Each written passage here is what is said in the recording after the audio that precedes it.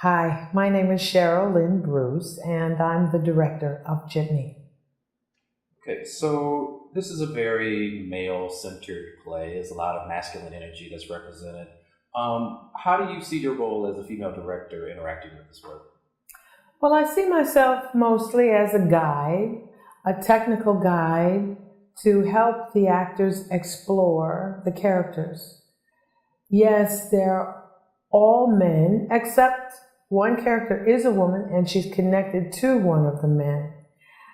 But I felt from the very beginning, because it was so black male centered, that it must always be in the front of our minds, the world of the black man, how the black man sees the world, and how the black man interacts and negotiates in the world that he's given.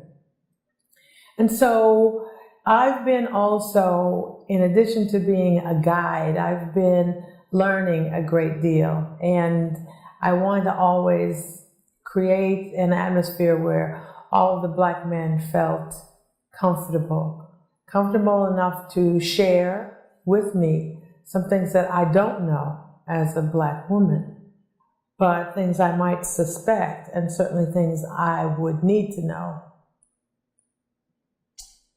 Is there anything particularly unique or important about this play being staged at a theater like Congo Square at a time like this with so much going on?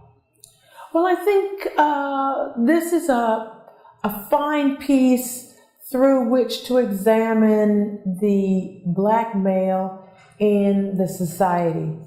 There's been so much focus on the victimization of black men, the litany of violations and murders and deaths and catastrophes that have visited the black community, especially on black men. And so Jitney for me is the most male-centered of the plays. And the Jitney station is an outpost. It's a black man's business as opposed to just a general place. It's a place where all the black men are entrepreneurs. They're working on their own against the odds, and they're struggling to make their dreams match up with the realities that they're living. So I think that given the tenor of the times, and given the way this country has focused on differentness and the historical differentness of African Americans in the West, I think this is a fine vehicle through which to examine how black men move in the world and try and make their way in the world. What are you most excited about this production?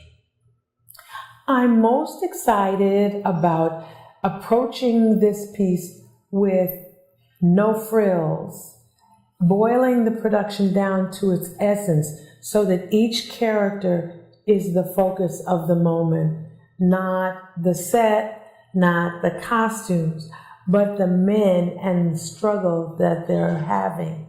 Even the young woman who comes in. Each one of them is trying to make a dream happen, trying not to let a dream get trampled or destroyed.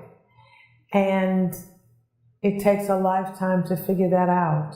So I think the most excitement comes from seeing how this production how it's different from others, how it's not about showboating or the detailed set, but I tried to get as lean and spare a playing space as possible without going to the extreme of an expressionistic set with nothing, because there's some things that we have to have, and a telephone is one of them.